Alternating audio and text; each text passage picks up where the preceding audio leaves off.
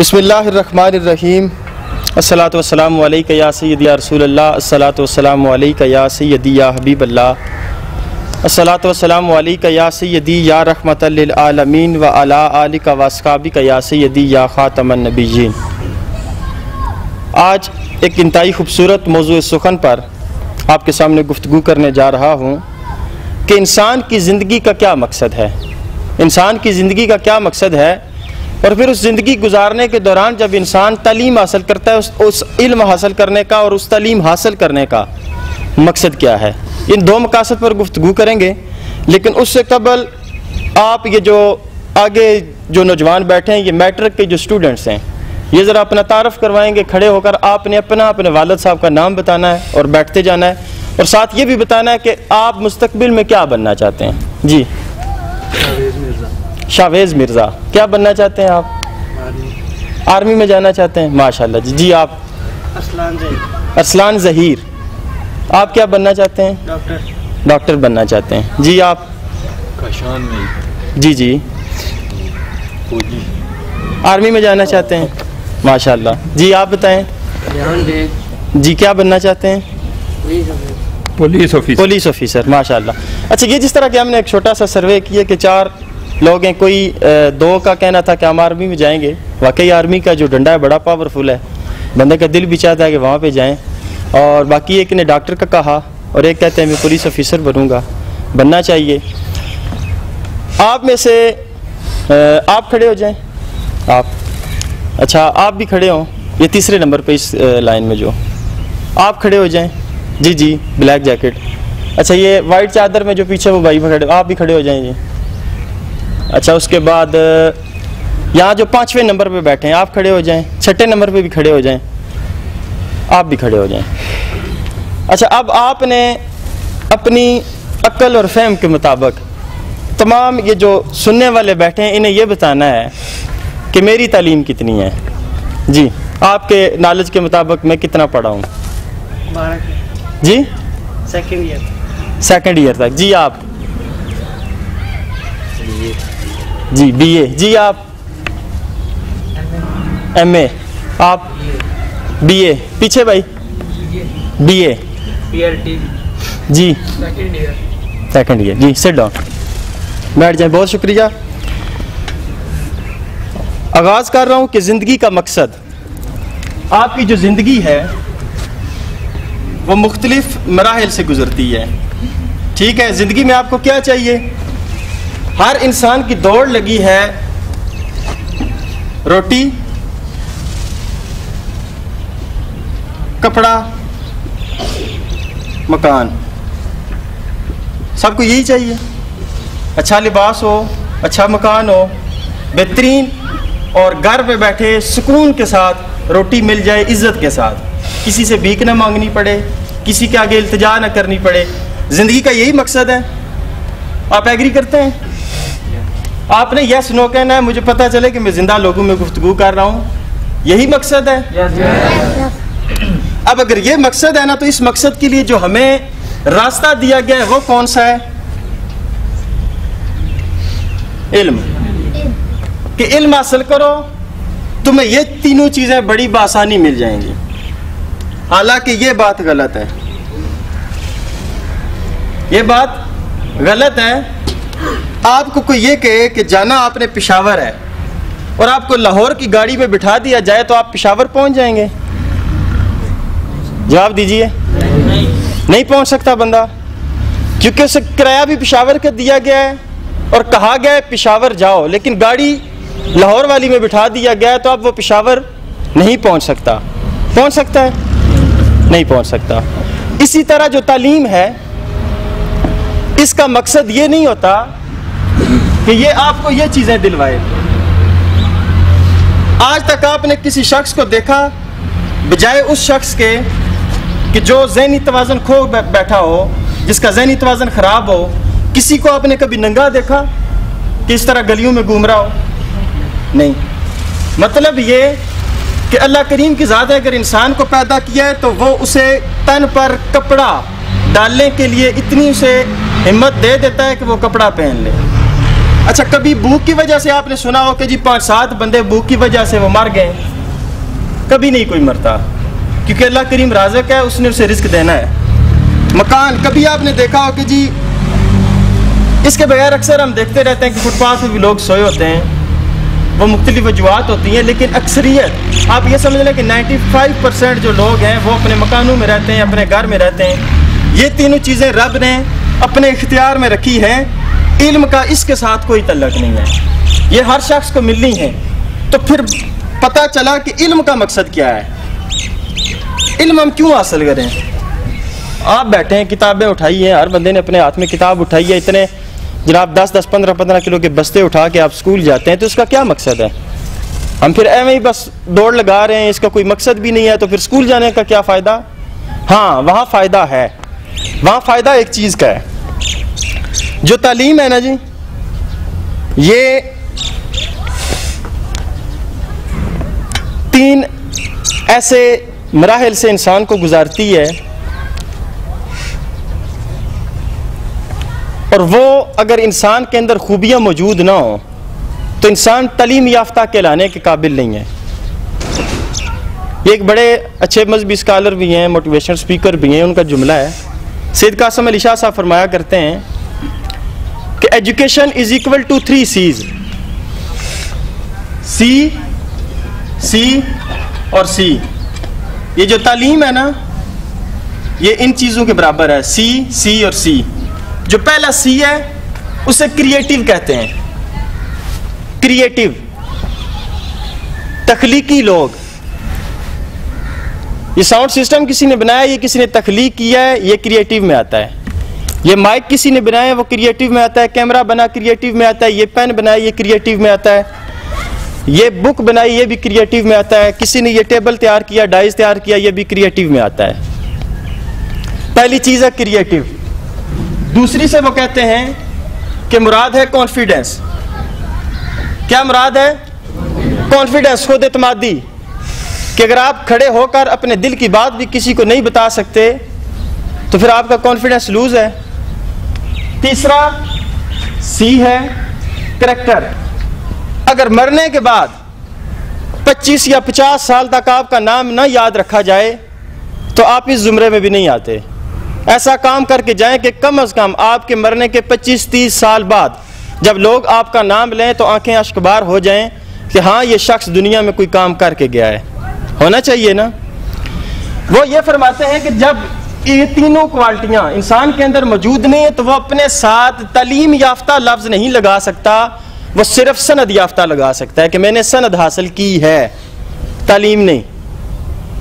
तालीम का मतलब यही है कि वो इन 3 जो पिलर्स हैं, इन बीम्स के ऊपर वो खड़ी है। ये 3 जब आपके पास मौजूद नहीं है तो आप अपने आप को तालीम याफ्ता नहीं कह सकते। आया आप अपने इर्द गिर्द नजर दौड़ाएं कि आप तीनों में, आप सब में ये तीनों चीजें मौजूद हैं? नहीं है। वजह ये होती है कि हम वजन उठाते हैं, बैग उठाते हैं घर वालों के डर से। आज स्कूल ना गए तो घर वाले डांटेंगे, अगर ना गए तो टीचर जुर्माना भी करेगा, साथ सजा भी देगा। आजकल तो वो भी ट्रेंड तब्दील हो चुका है कि अगर किसी उस्ताद ने अलकासी एक जनाब स्टिक लगा दिया, एक चांटा मार दिया, तो सुबह उसके ऊपर FIR कट जाती है कि हमारे बच्चे पे इसने तशद्दुद किया है। हालांकि उन्हें नहीं पता कि इसी बच्चे ने अगर आज एक चांटा आपको गिरा गुजर रहा है तो कल इसने कहीं 10-15 बंदे कत्ल कर देने, क्योंकि ये ऐसे ट्रैक पे चल पड़ेगा। ये हमें आज नहीं पता चलता। हमें अक्सर उस्ताद कहा करते थे कि तुम्हें वो वक्त याद आएगा जब यहाँ पर बेंचों पर बैठकर तुम तालीम हासिल करते थे, तो कहा करोगे कि या अल्लाह वही वक्त वापस आ जाए, हमें वही मौका मिले, हम दोबारा तालीम हासिल करें और फिर किसी अच्छे मुकाम तक पहुँच जाएं। आपको पहली बात क्लियर होगी कि ज़िंदगी के जो मकासद हैं उनको पूरा करने के लिए तालीम का रास्ता इख्तियार करना गलत है। ये तालीम के साथ ज़्यादती है कि आप ये समझें कि रोटी, कपड़ा, मकान, इन चीज़ों के लिए हम तालीम हासिल करें। तालीम हासिल करने का मकसद सिर्फ आपकी तरबियत है। जब लफ्ज़ इल्म आता है ना तो साथ लिखा जाता है तालीम और तरबियत। आज तालीम हमारे पास मौजूद है क्योंकि हम किताबें उठा के घूमते रहते हैं, पढ़ते भी हैं, लेकिन तरबियत हमारी नहीं हो रही।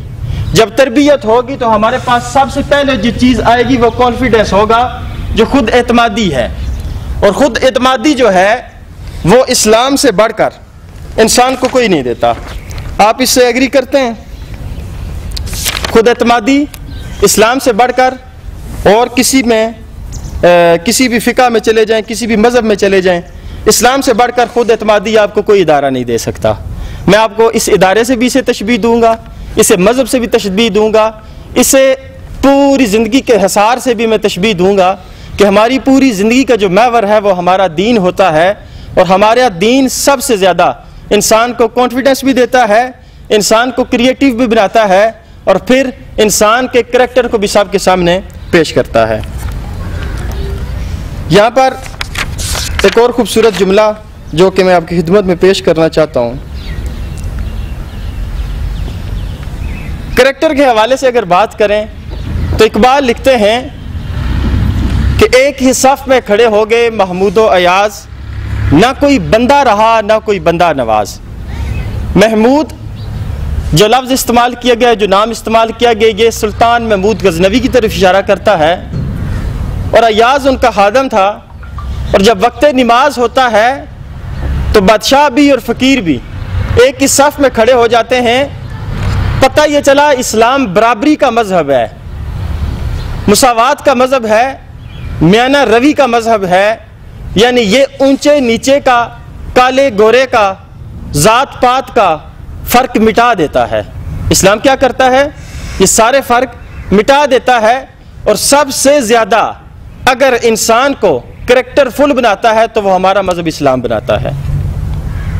सबसे ज़्यादा करैक्टरफुल कौन बनाता है? इस्लाम। यानी कि अगर तरबियत हासिल करनी है तो ऐसी हासिल करो कि आपका जो करैक्टर है वो सबके सामने एक अच्छे तरीके के साथ आप उससे पेश भी कर सकें, और आपके जो जुमला अहबाब हैं, जो आपके इर्द गिर्द रहने वाले हैं, वो उस अच्छी आदत की वजह से आपको याद भी करें। फिर मैं जुमला इस्तेमाल कर रहा था कि कॉन्फिडेंस, तो कॉन्फिडेंस भी इस्लाम ने दिया कि बड़ा खूबसूरत जुमला है कि जब हज़रत मोहम्मद सल्लल्लाहु ताला अलैहि वसल्लम मक्का फ़तह हुआ तो आपने कहा, कुरैश के बड़े बड़े सरदारान चेहरा देख रहे थे कि अब पता नहीं किसे क्या हुक्म होगा, तो कहा बिलाल काबे की छत पे चढ़ो और अजान दो, काबे की छत पे चढ़ो और अजान दो। पता यह चला काली रंगत का एक गुलाम जिस पर तशद्दुद किया जा रहा था, फिर उसने इस्लाम कबूल किया। सैयदना हज़रत अबू बकर सिद्दीक़ रज़ियल्लाहु ताला अन्हु उन्हें दारा इस्लाम में लेकर आए। और देखिए कि अल्लाह करीम की ज़ात का जो कानून है वो कितना खूबसूरत है कि आका अलैहिस्सलातु वस्सलाम ने तमाम सरदारान कुरैश नीचे खड़े हैं। सैयदना हज़रत बिलाल जो कि गुलाम थे उन्हें हुक्म दिया कि काबे की छत पे चढ़ो और चढ़ के अजान दो। पता क्या चला कि सबसे ज़्यादा अगर कॉन्फिडेंस देने वाली कोई जमात है, कोई मज़हब है, तो वो भी इस्लाम है। क्योंकि अगर आप इस्लामी उसूल के ऐन मुताबिक चलेंगे ना तो आपकी ज़िंदगी बड़ी आसानी से गुजरेगी। फिर तीसरा जुमला उन्होंने फरमाया, करैक्टर, कॉन्फिडेंस। अच्छा, कॉन्फिडेंस पे आते हैं, कॉन्फिडेंस पे हमने गुफ्तगू कर लिया है। अब क्रिएटिव पे आते हैं जी। क्रिएटिव के हवाले से मैं ये बात ज़रूर करूँगा कि आका अलैहिस्सलातु वस्सलाम की ज़िंदगी यकीनन हमारे लिए कामिल नमूना है। बाकी अंबिया कराम जो बनी इसराइल के थे, किसी ने 700 साल, किसी ने 1000 साल, किसी ने 900 साल, किसी ने 400 साल, किसी ने 450 साल तबलीग की। लेकिन जब उनके उम्मतियों को आप गिनना चाहें तो फिंगर टिप्स पे आप गिन सकते हैं कि उनके उम्मती कितने थे। लेकिन आका अलैहिस्सलातु वस्सलाम की ज़ाहिरी उम्र मुबारक 63 साल थी, जिसमें से उन्होंने सिर्फ 23 साल, कितने साल जी? 23 साल तबलीग का काम किया, जिसमें अल्लाह करीम ने इतना उरूज बख्शा कि अल्लाह करीम की ज़ात के फजल व करम से आका अलैहिस्सलातु वस्सलाम के जो उम्मती हैं उनकी 23 साल में तादाद 1,24,000 के करीब पहुँच चुकी थी। ये बहुत बड़ी बात थी कि अल्लाह करीम की ज़ात जब किसी को क्रिएटिव बनाता है तो ऐसे भी क्रिएटिव होते हैं कि इनकलाब लाते हैं। और इनकलाब अगर मैं मौजूदा दौर पे बात करूं तो बड़ा खूबसूरत तरीके से इनकलाब बपा हुए, और जिस तरह के जंगी हालात से हम निकल के हैं और आज भी हमारा मुल्क ऐसे दुराए पे खड़ा है कि कोई पता नहीं कब कैसे हालात बन सकते हैं। और इन हालात में आप जिस तरह के मुझे गुफ्तगू में फिर मुझे याद आ गया कि 2 हज़रात थे जिन्होंने कहा कि मैं आर्मी में जाना चाहता हूँ। तो आर्मी में जाने का मकसद क्या है? मैं फिर वही कह रहा हूं कि इंसान आजकल हमें डायरेक्शन का पता नहीं चलता। हम मंजिल कहीं और पहुंचना चाहते हैं, किसी और मंजिल पे पहुंचना चाहते हैं, लेकिन उसके लिए रास्ता कोई और इख्तियार करते हैं। आप मुझे ये बताएं कि रास्ता अगर कोई और पकड़ा है तो मंजिल पे कैसे पहुंच सकते हैं? आर्मी का मकसद ये है, ज्यादातर हज़रात कुछ होते हैं जो जुनून की हद तक इस मुल्क से मोहब्बत करते हैं और जाना चाहते हैं, लेकिन अक्सरियत 95% अगर मैं ये कहूँ तो बात गलत ना होगी कि कहते हैं जी आर्मी में बेनिफिट्स बहुत अच्छे हैं, तनख्वाह बड़ी अच्छी है, कमाई का सोर्स है, रोटी कपड़ा मकान। हमने हर एक चीज़ को इसी जाविये से, इन 3 चीज़ों से तोलना शुरू कर दिया, रोटी कपड़ा मकान, बस हमें सिर्फ यही 3 चीज़ें चाहिए। क्या अल्लाह करीम की ज़ात ने हमें इस मकसद के लिए पैदा किया? नहीं, हमारा मकसद कुछ और है। अल्लाह करीम की ज़ात ने तो अता के कोई ये ना समझ ले कि मैंने उसे इबादत के लिए पैदा किया। अल्लाह करीम ने कुरान मजीद फुरकान हमीद में इरशाद फरमाया कि मैंने तुम्हें इबादत के लिए नहीं पैदा किया। अगर मुझे इबादत की ज़रूरत होती तो मेरे पास फरिश्ते थोड़े थे जो रात दिन हमा तन मेरी इबादत में मशगूल रहते हैं और बगैर किसी लालच के, ना उन्हें मुझसे रिस्क चाहिए, ना उन्हें मुझसे आराम चाहिए, ना सुकून चाहिए, वो मुझसे कुछ भी तलब नहीं करते और हर वक्त मेरी इबादत करते रहते हैं। फरिश्ते मेरे पास बहुत हैं इबादत के लिए। इंसान को किसी खास मकसद के लिए पैदा किया गया था। और फिर इकबाल ने बड़े खूबसूरत अंदाज में उसकी तशरीह कुछ यूँ की थी कि खुदी को कर बुलंद इतना कि हर तकदीर से पहले खुदा बंदे से खुद पूछे बता तेरी रजा क्या है। और उस खुदी को बुलंद करने के लिए सबसे ज़रूरी चीज़ ये है कि आज आपको मैं एक जुमला बताने जा रहा हूँ कि आपने दीन और दुनिया इन दोनों को साथ लेके चलना है। ये जो आपको आज तालीम दी जा रही है, जो आप साइंस पढ़ रहे हैं या बाकी सब्जेक्ट्स पढ़ रहे हैं, इनका क्या मकसद है? कोई बता सकता है? अच्छा चलें, यहाँ आप एक छोटा सा सवाल करता हूँ। ये चीज़ तकरीबन आप सब अब इससे वाकिफ़ होंगे, मैं वैसे उसकी सही शक्ल तो नहीं बना सका।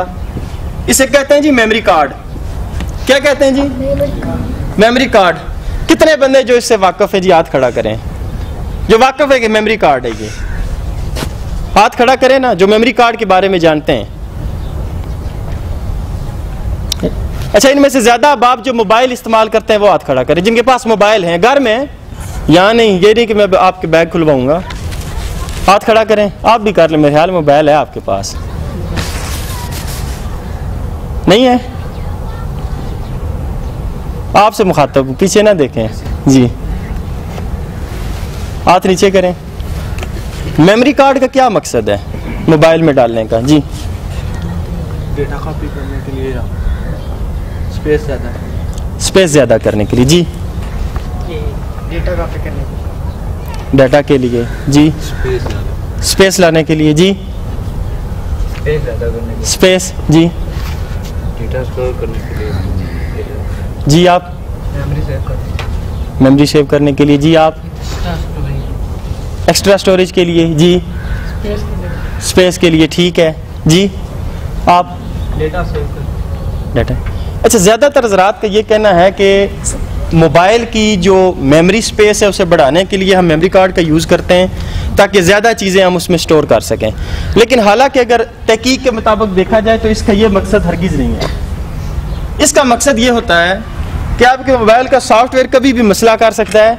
आपका जो पर्सनल डाटा हो आप उसमें कॉपी करते जाएँ, वो अलग सेव होता कि अगर आपके मोबाइल का सॉफ्टवेयर कोई इशू कर भी जाए तो आपका जो पर्सनल डाटा है वो महफूज रहे। क्या रहे? महफूज रहे। फिर हमने एक जुमला सुना, अक्सर लोग कहते हैं, तो बड़ा खूबसूरत जुमला है और आपने पढ़ा भी है कि तालीम वो जेवर है और तालीम वो दौलत है जो आपसे छीनी नहीं जा सकती। ऐसे ही है सर? बिल्कुल। कि तालीम वो दौलत है जो आपसे कोई छीन नहीं सकता। आपसे कोई किताब छीन सकता है? छीन सकता है आसानी से। किताब आपसे छीन सकता है, आपसे आपका बैग छीन सकता है। तो ये जब छिन गया तो फिर तालीम कहाँ से आएगी? आइए आपको समझाता हूँ कि आपको इस इल्म को पढ़ाने का मकसद क्या है।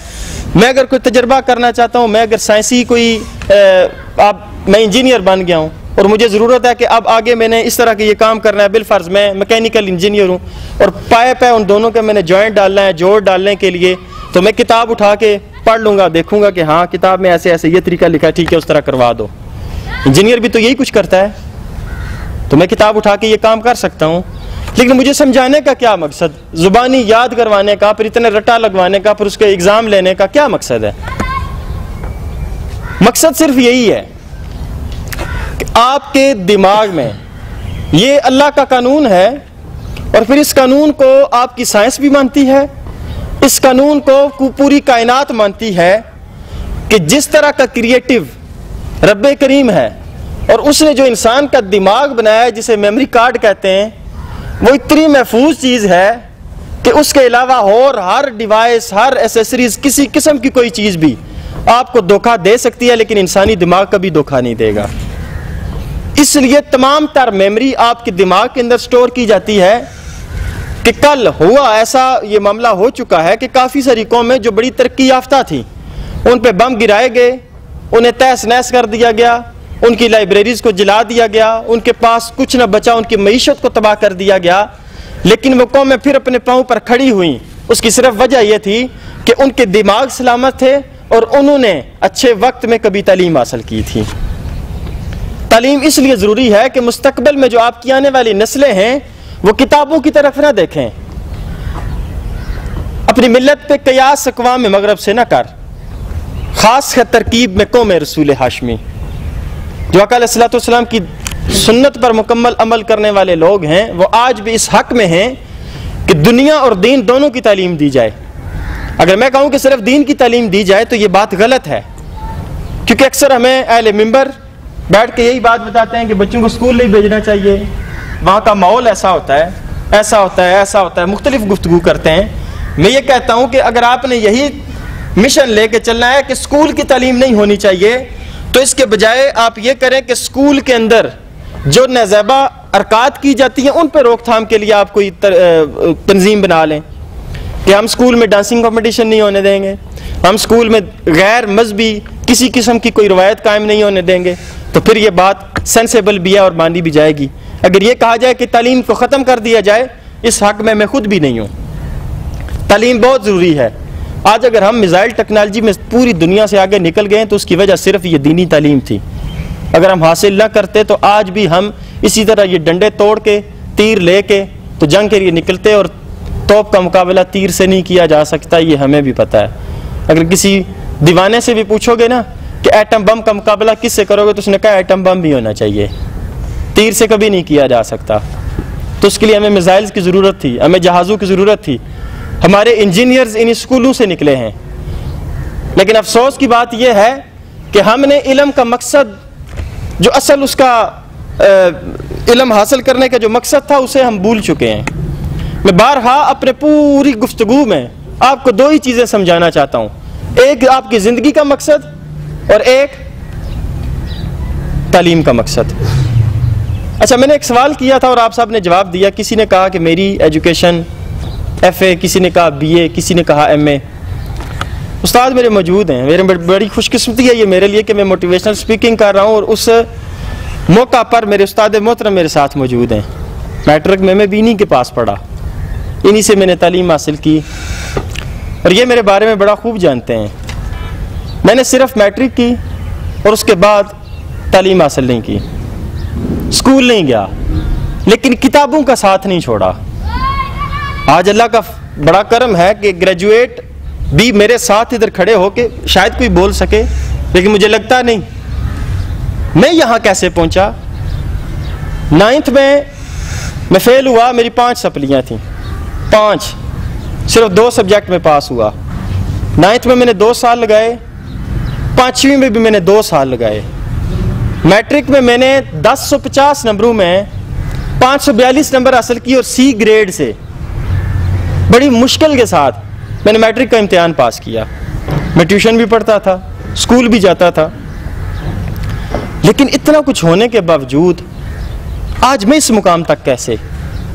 आज मुझे पूरा इलाका जानता है, चाहे मैं नकीब महफिल के वाले से जाना जाऊँ, एक बुक राइटर की हैसियत से जाना जाऊँ, मोटिवेशनल स्पीकर की हैसियत से जाना जाऊँ, अपने निज़ामी मोटिवेशनल चैनल की हैसियत से जाना जाऊँ, लेकिन हर मुकाम पर कहीं ना कहीं किसी भी अहवाल से मुझे जानते हैं सब।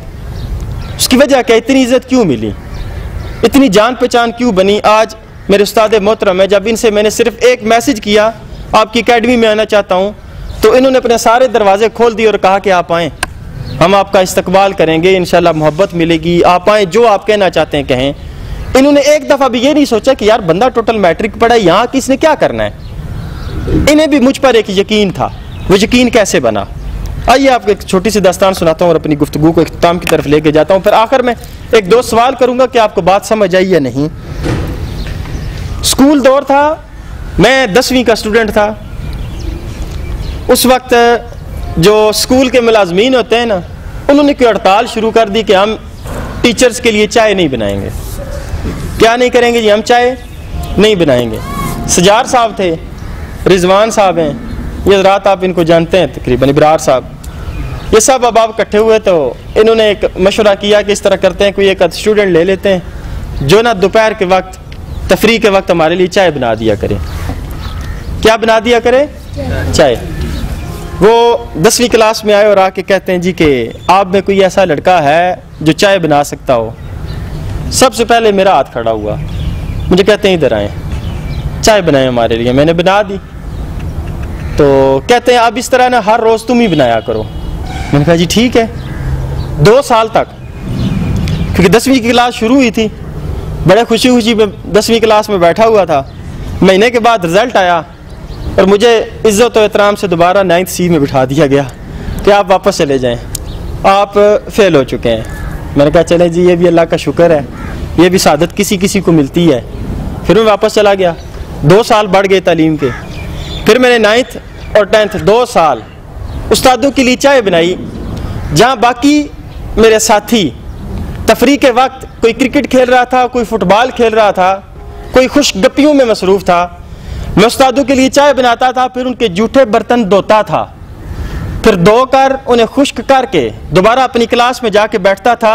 अल्लाह की इज़्ज़त की कसम, आज अगर मुझे ये इज़्ज़त मिली है तो सिर्फ उस चाय के बर्तन जो जूठे थे उन्हें धोने की बरकत से मिली है, क्योंकि उनके दिल से मेरे लिए दुआ निकला करती थी। और फिर मैं आपको बता दूं कि अगर ज़िंदगी बेहतर करनी है तो इल्म हासिल करो, और अगर इल्म हासिल करना है तो तरबियत पे जोर दो।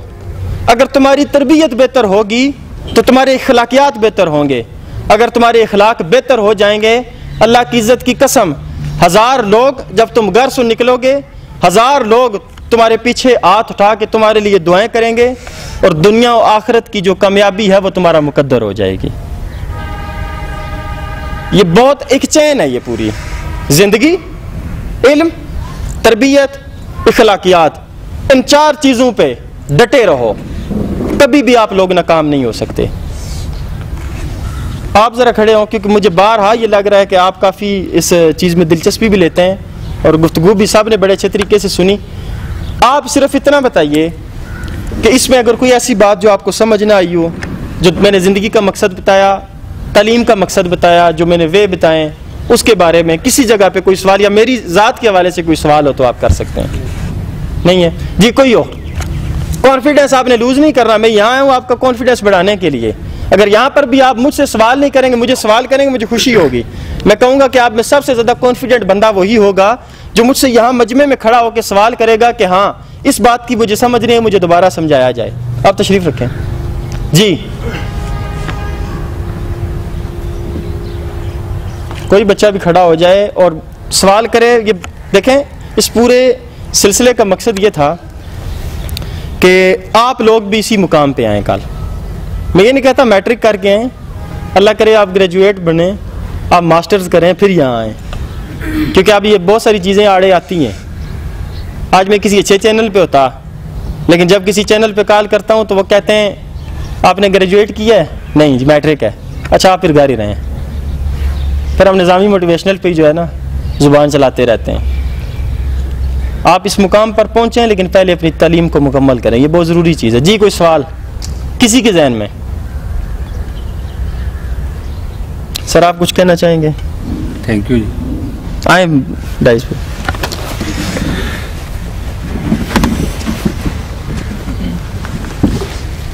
औज़ुबिल्लाहि मिनश्शैतानिर्रजीम, बिस्मिल्लाहिर्रहमानिर्रहीम। माशाल्लाह, आज उमर फ़ारूक को इस तरह सुनकर बेहद खुशी हुई। कुछ साल पहले उमर भी इसी तरह आपके सामने हमारे सामने जिस तरह आप बैठे हैं, उमर भी बैठे हुए करते थे, लेकिन आज माशाल्लाह इनका कॉन्फिडेंस देख के यही पता चल रहा था कि जैसे कोई मास्टर डिग्री या कोई ग्रेजुएशन लेवल का बंदा आपके सामने बोल रहा है। तो इन्होंने एंड पे बात की है कॉन्फिडेंस की। इतने बच्चे बैठे हुए हैं, अगर यहाँ आपको बोला जाए कि उमर भाई से कोई सवाल करें तो आप सारे खामोश हो जाते हो। यहाँ अगर आपको एक दूसरे के खिलाफ तानाबाजी का कहा जाए तो बढ़ चढ़ कर हिस्सा लेंगे। तो बेटा देखें, ये आज हमारे पास आए हैं तो इनके आने का मकसद एक ही था कि आपके अंदर कॉन्फिडेंस बिल्डअप हो। ये बात कर रहे थे तो मेरे माइंड में एक बात आ रही थी कि एंड पे मैं भी आपसे बात करूंगा, वो ये कि जब आप आते हैं, सुबह स्कूल जाते हैं, हमारे पास एकेडमी आते हैं, तो आपके माइंड में एक मकसद होना चाहिए, एक सोच होनी चाहिए कि हम क्यों जा रहे हैं। आप एकेडमी के दरवाजे से इन होते हैं, आप मैक्सिमम स्टूडेंट्स को पता ही नहीं होता हम किस लिए आए हैं। यहाँ आए, अपने दोस्तों के साथ मुलाकात की, गपशप की, थोड़ा बहुत डांट डबर के बावजूद थोड़ा बहुत काम किया और बस चलें जी, छुट्टी करें जी, ये करें वो करें, बस एक दिन गुजरा, इसी तरह 2 दिन गुजरे, हत्ता के सारा साल आप इसी तरह गुजार देते हैं। आप ये नहीं सोचते कि अगर आप एकेडमी आ रहे हैं, आप इस चेयर पे बैठे हैं, तो इस चेयर पे आप नहीं बैठे, इस चेयर पे आपके वालिदैन की एक्सपेक्टेशंस बैठी हैं। सुभान अल्लाह, जबरदस्त। आपके पेरेंट्स के ड्रीम बैठे हैं इस चेयर पे, जो आपके वालिदैन ने आपसे तवक्कुआत वाबस्ता की हैं वो बैठी हैं इस पे। किसी के वालिद ने यह सोचा होगा कि मेरा बेटा पढ़ लिख के डॉक्टर बनेगा, किसी ने यह सोचा होगा इंजीनियर बनेगा, किसी ने यह सोचा होगा आर्मी ऑफिसर बनेगा, लेकिन कभी बेटे ने यह सोचा है कि मैं इधर आकर अपने वालिद के ड्रीम के मुताबिक बैठा हूं, मैं अपनी मां के ख्वाब के मुताबिक बैठा हूं इधर, या जो मेरे वालिदैन ने मुझसे एक्सपेक्टेशंस वाबस्ता की हैं, क्या मैं वो पूरी करके जा रहा हूं? सोचा है कभी किसी ने? तो आज एक अहद करें कि हमने तालीम हासिल करनी है, स्कूल आना है, अगर एकेडमी आना है तो हमने एक मकसद की खातिर जिस मकसद के लिए आएंगे पहले वो पूरा करेंगे।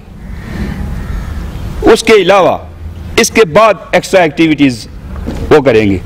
आपको पता है कि एकेडमीज के अंदर साल के अंदर पार्टीज भी अरेंज होती हैं, ट्रिप भी अरेंज होते हैं, स्पोर्ट्स गाला भी यहाँ मनाया जाता है। ये एक एक्स्ट्रा एक्टिविटीज हैं, लेकिन सबसे पहला मकसद तालीम है।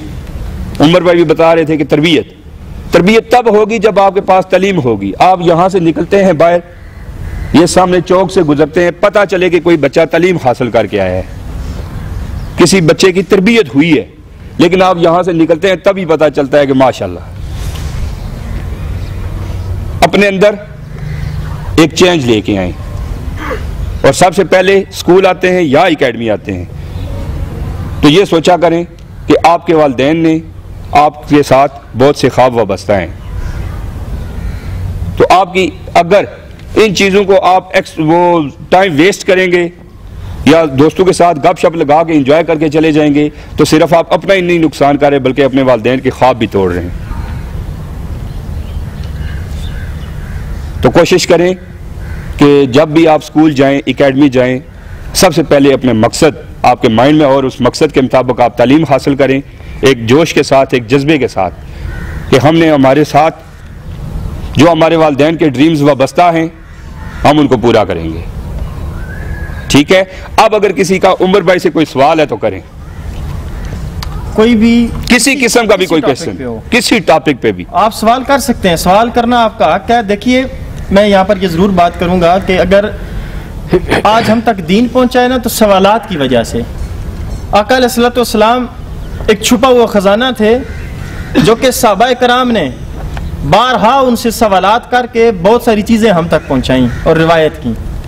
वो बारहा उनसे सवाल किया करते, आका अलैहिस्सलाम मुस्कुरा कर उन्हें जवाब इनायत करते और फिर उसकी वजह से वो हदीस बन जाती और फिर वो अहादीस हम तक पहुंची और आज हमें वो कितना फ़ायदा दे रही हैं। सवालात करना सहाबा की सुन्नत है, उसे पूरा किया करें और ये लाजमी सवाल किया करें, जो भी दिल में हो वो बात कह दिया करें। ये कॉन्फिडेंस लूज होने की निशानी है कि आप सवाल नहीं करते। यहाँ पर बिल्डअप करना है, तो आपको बढ़ाना है, आगे लेके जाना है, आपको हमने इसी मुकाम तक लेके आना है जहाँ आज ये हजरात खड़े हैं। आपको पता है कि वक्तन फ़वक्तन महीने में एक बार, 10 दिन बाद, 15 दिन बाद इसी तरह सारी एकेडमी बिठाते हैं, छोटी सी मीटिंग अरेंज करते हैं।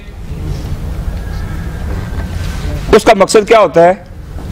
उसका मकसद यही होता है कि सबके सामने अगर किसी बच्चे के अंदर कोई गलती कुताही है, सबके सामने उसे हाईलाइट किया जाए ताकि उसके अंदर से वो चीज खत्म हो जाए। ऐसा ही होता है। और मीटिंग अरेंज करने के बाद गाह बगाह में हर एक से खड़ा करके उससे पूछता हूं कि बेटा आपकी तालीम और तरबियत जो हो रही है, आप उससे सेटिस्फाइड हैं या नहीं है? ऐसा होता है या नहीं होता? मकसद उसका यही होता है कि आप खुद बताएं कि सर हमारा इतना सिलेबस हुआ है, इतना रह गया है। तो आपके अंदर इस तरह सबके सामने इस छोटे से मजमे में बैठ के बोलने का तरीकाकार आपको आ जाए, आपके अंदर कॉन्फिडेंस आ जाए। अब आपके सामने उमर ने अपनी दास्तान सुनाई, उससे एक ही बात वाज़िया होती है कि अगर इनके पास तालीम कम है लेकिन कॉन्फिडेंस इनके अंदर सबसे ज़्यादा है, उन लोगों से भी ज़्यादा है जो बीए ग्रेजुएशन किया है, जिन्होंने मास्टर किया है, पीएचडी की है।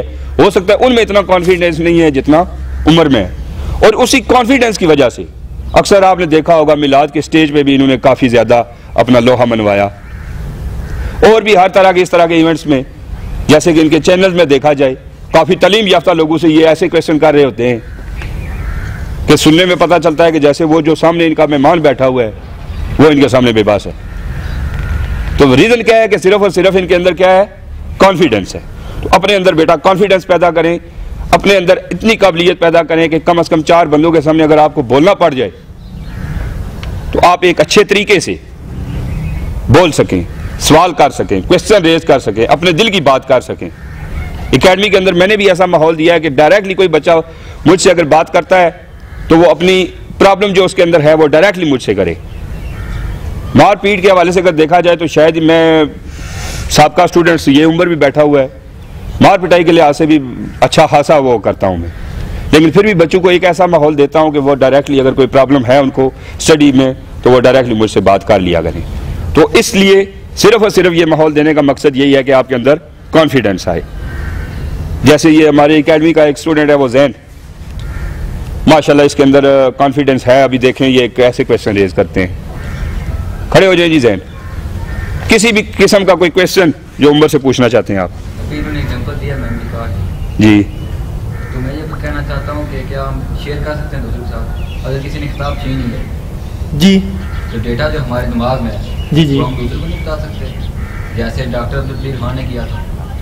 जी बिल्कुल, मैं बताने का सिर्फ मकसद यही था कि जो आपको पूरी बात समझाई गई थी कि मेमोरी कार्ड का असल मकसद ये नहीं होता कि स्टोरेज को बढ़ाया जाए, बल्कि इसका मकसद ये होता है कि आपका जो कीमती ख़जाना है, कीमती जो डाटा है, उसे आप एक जगह महफूज कर लें। अगर आपके मोबाइल का सॉफ्टवेयर मसला कर भी जाए तो आपको परेशानी ना हो। बैन इसी तरह कि अगर आपकी मौजूदा हालात में आपसे लाइब्रेरीज, किताबें, स्कूल्स छीन लिए जाएँ, आपके दिमाग के अंदर जो मेमोरी स्टोर है उससे आप अगली नस्लों की बढ़ोतरी कर सकें और उन्हें आगे बुलंद मुकाम तक लेके जा सकें। मेरा सिर्फ इसको बताने का मकसद ये था जो मैंने डिफ़ाइन यहाँ पे किया है। लेकिन आपका सवाल बड़ा दिलचस्प था, आपकी वजह से बाकी हज़रात को भी बात क्लियर हो गई होगी। मज़ीद अगर किसी के जहन में सवाल है तो वो ज़रूर करें। सर आपने मैट्रिक पास किया तो आपने नकीब महफिल का शौक कैसे पैदा हुआ? हाँ, ये भी बहुत अच्छा सवाल है। मैं असल में एकेडमी में ही सर जिलानी साहब भी मौजूद थे, छोटी मोटी महफिल होती थी। हसनैन भाई भी गालबन उस वक्त मेरे से 1 साल पीछे थे आप, तो ये 9th में थे। तो अक्सर मुझे कहा जाता कि जी आप स्टेज पे आए ना, अपनी कोई नज़म आपने लिखी है। मैं शायर हूँ, मेरी अपनी एक किताब भी है जो पब्लिश हो चुकी है इस वक्त, तो मैं अक्सर खड़ा होकर अपनी कोई नज़म पेश कर देता। तो इसी तरह कॉन्फिडेंस बढ़ता गया बढ़ता गया बढ़ता गया।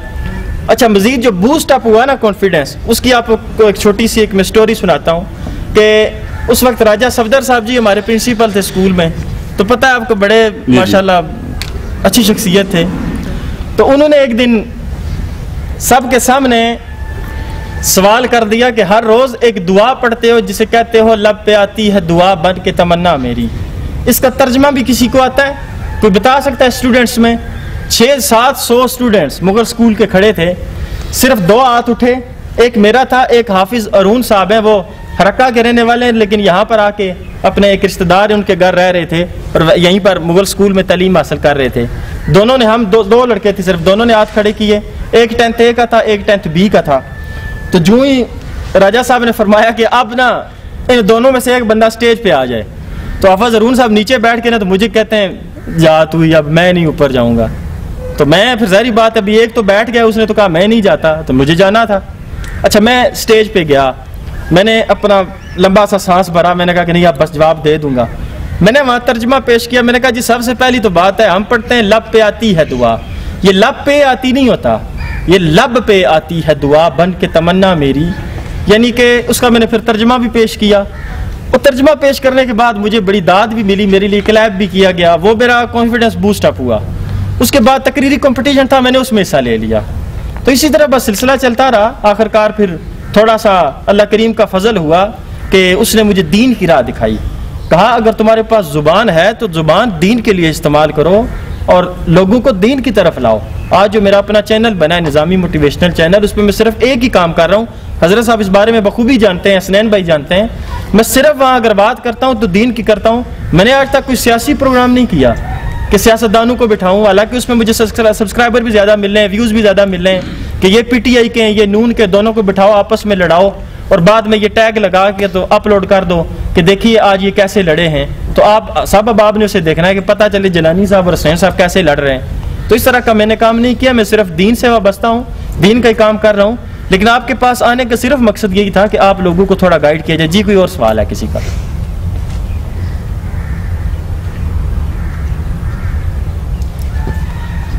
सवाल कीजिए। बारहा मैं कह रहा हूँ सवाल करें, ये बहुत अच्छी चीज़ होती है। कल उम्मीद है कि आप सवाल कर रहे हैं लेकिन कल मेरे मुकाम पर आकर आप जवाब देने वाले हो जाएंगे।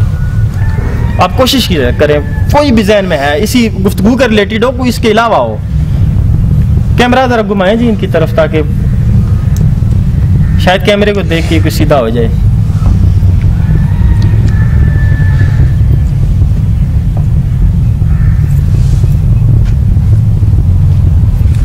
जिस तरह पहले शख्स को खड़ा किया गया, क्या नाम है आपका? जैन। इस तरह अगर सबको खड़ा किया जाए ना तो सब ने कोई ना कोई टल्ला मार देना है, लेकिन यूं नहीं खड़ा होना, यूं किसी ने खड़ा नहीं होना जब तक नाम लेके ना कहा जाए कि आप खड़े हो जाओ जी, आप खड़े हो जाओ, आप खड़े हो जाओ। कॉन्फिडेंस की जहाँ तक बात है, एकेडमी में सब जानते हैं कि वो जो लड़का बैठा हुआ है जिसका नाम है सुहेब, जी जी, सब जानते हैं कि इसको टिका के बिठाने में काफ़ी दिक्कत होती है। ये अपनी सीट पे कम ही बैठता है, लेकिन आज अब इसको अगर मैं उठने का कह रहा हूँ तो ये बिल्कुल चेयर के साथ चिमटा हुआ है। उठो जी सेब, करें कोई क्वेश्चन। जैसा कि आपने कहा कि मैट्रिक के बाद मैंने आगे कोई क्लास नहीं, जी जी, आगे आपने कहा मेरी किताबें।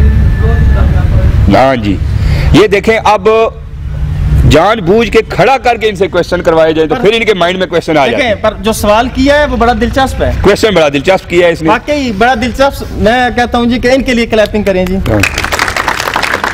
बहुत बहुत बहुत उम्दा सवाल है, बहुत उम्दा सवाल है कि किताबें पढ़ी तो कौन सी पढ़ी। कि आपने कहा मैंने तालीम तो छोड़ दी, डिग्री हासिल करना छोड़ दिया, लेकिन किताबों से वाबस्तगी रखी। वो कौन सी किताबें थी? बैठ जाओ। आपको बताना चाहता हूँ, हिस्ट्री की किताबें, तारीख की, मुल्क पाकिस्तान की तारीख, इस्लाम की तारीख और सीरत तमाम सहाबा इकराम की, औलियाए कामिलीन की और आका अलैहिस्सलातु वस्सलाम की, ये किताबें मैंने पढ़ी हैं। और इनके पढ़ने की वजह से अल्लाह करीम की ज़ात ने इतना उरूज बख्शा कि जहाँ बैठा हदीस बयान की, जहाँ बैठा आया मुबारका पढ़ी।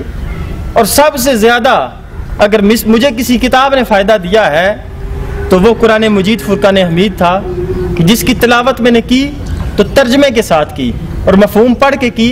सुम्मा अल्हम्दुलिल्लाह 3 दफ़ा मैंने तर्जमे और तफसीर के साथ पूरा कुरान मजीद पढ़ा, जिसकी वजह से अल्लाह करीम की ज़ात ने मेरे अंदर शौक़ भी पैदा किया। जब आप कुरान की तफसीर पढ़ते हैं तो उसमें एक वाक़या लिखा होता है और साथ जब कोई वाक़या लिखा हो या हदीस लिखी हो तो नीचे रेफरेंस लिखा होता है कि फ़लाँ किताब फ़लाँ सफ़ा से ये बात ली गई है। तो जहाँ वो किताब का नाम ये सफ़ा लिखा होता था तो दूसरे दिन में उसी किताब को परचेज़ करता था और फिर उस पूरी किताब को पढ़ा करता था। उसकी वजह से अल्लाह करीम की ज़ात ने ये इज़्ज़त अता की है। तो किताब पढ़ना बहुत ज़रूरी है, किताबों से वाबस्तगी रखा करें, वैसे भी पढ़ा करें आप। आपको मजा आएगा। देखें आप स्टोरीज पढ़ते हैं कितनी दिलचस्पी से, तो जब आपको जनाब वहां पर ही एक हुजूर मेडिकल होता है, मैं तो ये भी भूल गया हूँ, फिजिक्स में, तो वो सामने रखा जाए तो आपको बुखार चढ़ जाता है कि अब इस पे क्या करना है, लेकिन स्टोरी हो तो आपको पूरी याद होती है कि कैसे हुआ। जी कोई और?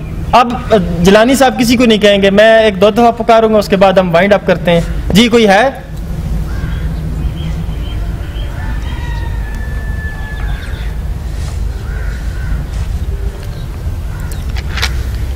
चलें जी, माशाल्लाह जी, बंडल ऑफ थैंक्स। बहुत शुक्रिया सर, बहुत शुक्रिया। ये और आपकी नवाज़िश है। ये 25-30 मिनट का प्रोग्राम था जो कि आई थिंक 1 घंटे तक चला गया। जी जी बिल्कुल गया है। तो लेकिन उसके बावजूद मज़ा आया है और स्टूडेंट्स ने भी काफ़ी इंजॉय किया है जी इंजॉय। इस तरह का प्रोग्राम होना चाहिए महीने में 1 दफ़ा, नहीं रोज़ नहीं ठीक है, तो महीने में 1 दफ़ा हम उमर भाई को मदू किया करेंगे। और ये हम आज उमर भाई को एक चीज़ बताने जा रहे हैं कि इस मरतबा तो अगर क्वेश्चन हमने बच्चों से निकलवाए हैं तो खुद खड़ा करके निकलवाए जी जी, और इंशाअल्लाह नेक्स्ट जब भी कभी आप एकेडमी आए तो ये बच्चे इतने क्वेश्चन करेंगे कि आप जवाब दे दे के थक जाएंगे जी इंशाअल्लाह। क्यों जी? जी मैं तो थकना चाहता हूँ। बोलो इंशाअल्लाह जी। हाँ, तो ठीक है जी, थैंक यू, बहुत शुक्रिया।